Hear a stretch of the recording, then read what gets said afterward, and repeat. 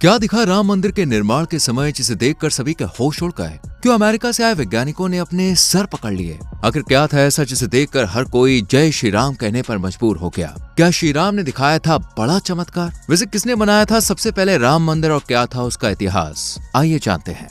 दोस्तों, आज news channel से लेकर अखबारों और सोशल मीडिया के हर प्लेटफॉर्म पर अगर कोई सबसे ज्यादा बात चर्चा का विषय बनी हुई है तो वो है सिर्फ और सिर्फ राम मंदिर, जो भारत के लिए सबसे ज्यादा खास और कीमती है। भारत के हर कोने से लेकर विदेशों तक की आंखें अयोध्या के राम मंदिर पर इस टाइम टिकी हुई है, क्योंकि ये भारत का सबसे अनोखा और खास मंदिर होने वाला है। और हो भी क्यों ना, इसके लिए अयोध्या के हजारों सनातनियों ने 500 सालों का संघर्ष का सामना किया है। 134 साल का लंबा कोर्ट केस और लगभग 4 साल तक दिन रात मेहनत की, और तब जाके वो दिन आया जब रामलला अपने भव्य और विशाल भवन में पधारने वाले हैं।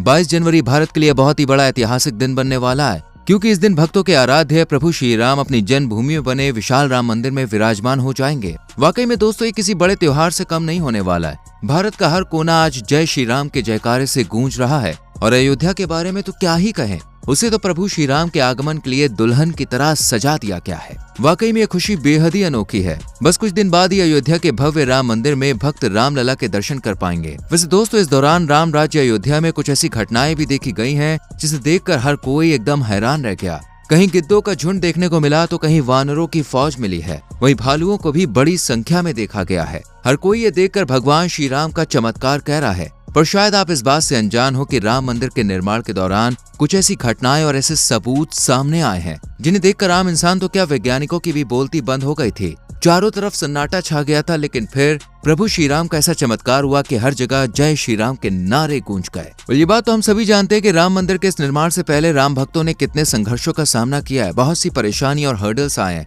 लेकिन राम भक्तों ने हार नहीं मानी। और हार मानते भी कैसे, उनके साथ मर्यादा पुरुषोत्तम प्रभु श्री राम जो थे। वैसे निर्माण के दौरान हुई घटनाओं की बात करें तो दोस्तों, वो वाकई में चौंकाने वाली है, जिसे देखकर नासा के वैज्ञानिकों ने भी सर पकड़ लिया था कि आखिर ये कैसे हो सकता है। असल में ये उस समय की बात है जब मंदिर के निर्माण के लिए 1200 खंभों की ड्राइंग तैयार की गई थी। मंदिर को हर तरह से परफेक्ट बनाने के लिए न सिर्फ भारत के एक्सपर्ट्स वहां मौजूद थे, बल्कि इसके लिए अमेरिका से एक स्पेशल टीम को भी बुलाया गया था, ताकि वो यहाँ का मुआयना कर सके और निर्माण के दौरान होने वाली हर कमी को दूर किया जा सके। ऐसे में जब अमेरिका से वैज्ञानिक आए तब उन्होंने देखा कि यहाँ मंदिर के निर्माण के लिए खुदाई का काम चल रहा है, जिसके बाद नासा से आए वैज्ञानिकों ने भी अपना काम शुरू कर दिया, यानी वही अपनी टेस्टिंग। लेकिन इसी दौरान उनकी नजर जमीन के एक हिस्से पर गई जो दिखने में बाकी जगहों से अलग ही लग रही थी। वो जमीन एकदम नरम थी। वैज्ञानिकों को यहाँ कुछ गड़बड़ महसूस होने लगी, जिसके बाद उन्होंने मजदूरों को वहाँ खुदाई करने के लिए कहा। मजदूरों ने भी उनका ऑर्डर मानकर वहाँ खुदाई करनी शुरू कर दी। थोड़ी देर तक खुदाई करने के बाद कुछ ऐसा हुआ कि सारे के सारे बिल्कुल दंग रह गए,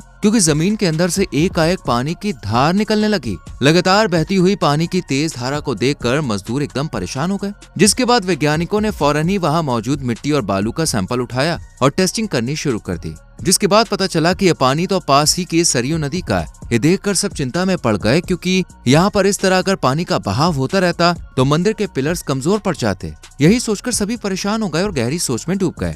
लेकिन वो ये नहीं जान पाए कि प्रभु श्री राम के मंदिर निर्माण के लिए ये माता सरयू का आशीर्वाद है, और वो खुद मंदिर के निर्माण में सहयोग कर रही थी। हालांकि वो ये समझ भी कैसे सकते थे। अब ये बात तो सच है कि दोस्तों की किसी पानी वाली सतह पर मजबूत मंदिर बनवाना देखिए कोई हंसी खेल तो नहीं है। अब ये तो कोई नहीं जानता कि जमीन के अंदर सरयू नदी का पानी होना कोई करिश्मा है या चमत्कार, पर यहाँ मंदिर के निर्माण को आगे बढ़ाने के लिए पानी की धारा का बंद होना जरूरी था, वरना काफी मुश्किलें आ सकती थीं। इसी वजह से वैज्ञानिकों ने टेस्टिंग के बाद 12 खंभों के निर्माण कराए और उन्हें 125 फीट की गहराई में डालकर 30 दिनों तक उन्हें ऐसे ही रहने दिया। जिसके बाद उनकी टेस्टिंग के लिए उन पर 70 टन का वजन डाला गया और भूकंप के झटके भी दिए गए, और इन झटकों से वो पिलर्स अपनी जगह से खिसक गए। ये सब देखकर मंदिर के निर्माण को रुकवा दिया गया और भक्तों के चेहरे पर उदासी छा गई। लेकिन फिर भगवान श्री राम ने वो कमाल किया जिससे वैज्ञानिकों ने भी हाथ जोड़ लिए। लेकिन इस चमत्कार के बारे में जानने से पहले अगर आपने हमारी वीडियो को लाइक नहीं किया बॉस, तो गलत बात है, जल्दी से लाइक करो और हाँ, चैनल को सब्सक्राइब करके बेल आइकॉन प्रेस करना। दोस्तों, सभी पैंतरे आजमाने के बाद हार कर सभी भक्त अपने प्रभु श्री राम के पास प्रार्थना करने पहुंचे,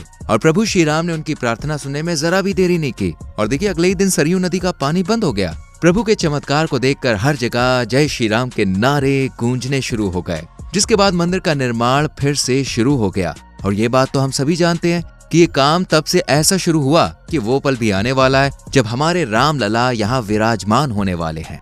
अब ये तो दोस्तों कुछ भी नहीं। इसके बाद जब पिलर सेट करने के लिए इंजीनियर्स ने लगभग 200 फीट की खुदाई की, तब जमीन के नीचे कुछ ऐसे सबूत मिले जिसने इतिहास को एक बार फिर सबके सामने लाकर खड़ा कर दिया। असल में जमीन के अंदर प्राचीन राम मंदिर के कई सबूत मिले, जिसमें ढेर सारी मूर्तियां और स्तंभ भी शामिल है। अब प्राचीन मंदिर के बारे में सुनकर आपके मन में एक सवाल तो जरूर आ रहा होगा कि आखिर सबसे पहले अयोध्या में राम मंदिर किसने बनवाया। इस सवाल का जवाब जानने के लिए हमें इतिहास के उस दौर में चलना होगा। तो जैसा कि हम सब जानते हैं, अयोध्या एक पावन नगरी है जहाँ प्रभु श्री राम का जन्म हुआ। यही वजह है कि अयोध्या को राम जन्मभूमि के नाम से भी जाना जाता है। राम जी के जीवन काल के बारे में तो हर कोई जानता है कि उन्होंने किस तरह अपने जीवन से लोगों को जीने की नई दिशा दिखाई और सिखाई है। दोस्तों, कहा जाता है राम जी ने जब जल समाधि ली तब अयोध्या की रौनक बिल्कुल चली गई थी। अयोध्या कुछ सालों तक उजाड़ हो गई, पर वहाँ पर उनकी जन्मभूमि का महल वैसा का वैसा ही रहा। राम जी के पुत्र कुश ने अयोध्या का पुनर्निर्माण कराया, जिसके बाद इसका अस्तित्व सूर्य वंशों की अगली करीब 44 पीढ़ियों यानी कि आखिरी राजा बृहदबल तक रहा,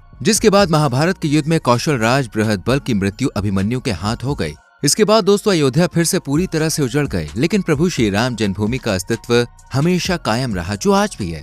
इसके बाद बताया जाता है कि करीब 100 साल बाद प्राचीन काल में उज्जैन के राजा विक्रमादित्य का शासन हुआ करता था, जो काफी दूर तक फैला हुआ था। ऐसी एक बार राजा विक्रमादित्य अपनी सेना के साथ अयोध्या क्षेत्र से गुजर रहे थे। इस दौरान उन्हें अयोध्या से एक अलग ही पॉजिटिव एनर्जी का आभास हुआ। राजा अपने सैनिकों के साथ प्रयागराज पहुंचे, जहां उन्हें ब्राह्मण रूपधारी मिले, जिन्होंने राजा को बताया कि आप जहां से होकर गुजर रहे ना, वो भगवान श्री राम की जन्मभूमि है। राजा को जैसी ये जानकारी मिली तब उन्होंने वहां पर भव्य मंदिर के साथ अयोध्या को पूरी तरह से बदल दिया। ऐसा कहा जाता है कि उन्होंने प्रभु श्री राम जन्मभूमि पर काले रंग के कसौटी पत्थर वाले स्तंभों पर विशाल मंदिर का निर्माण कराया था, जो दिखने में बेहद सुंदर था। जिसके बाद यहाँ राम जी की मूर्ति को स्थापित किया गया और इसके बाद समय समय पर राजाओं ने मंदिरों की देखभाल की। दोस्तों, ये मंदिर बेहद ही विशाल और भव्य बनाया गया था। ऐसा बताया जाता है कि ये मंदिर इतना विशाल था कि करीब 80 किलोमीटर दूर से इसे देखा जा सकता था, जिसका जिक्र हमें रुद्रायमल में मिलता है। इसके बाद दोस्तों कई तरह के शासन काल आए, जिसमें ऐसे अभियान चलाए गए जिससे हिंदू धर्म का नामो निशान मिट सके।